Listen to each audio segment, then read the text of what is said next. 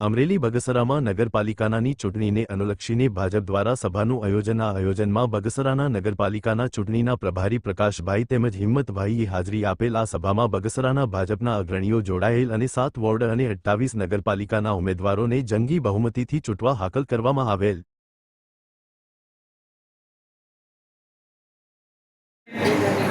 ગુજરાત સરકારની યોજનાઓ હોય જેવા કે જે રમેશભાઈ હિરપરા અમે જે લોકો સાથે મળીને કામ કરતા હોય છે ત્યારે જે સરકારની યોજના હોય લોકો સુધી પહોંચાડવાનો સતત પ્રયત્ન કર્યો છે અને જે એમણે વાત કરી કે લોકોને આજે આપણે યાદ કરાવવું પડશે। જો યાદ નહીં કરાવીએ તો આપણું વોટિંગ આપણા કમર સુધી નહીં પહોંચે। એ રમેશભાઈનો જે સાર્થક શબ્દ છે એ આપણા 28 ઉમેદવારોને ખાસ કરીને નોંધ લેવી જોઈએ અને સાથોસાથ આપણા માટે હવે છેલ્લા 4 દિવસ છે ત્યારે કાલે આગેવાનોએ પણ ઘણી બધી વાત કરી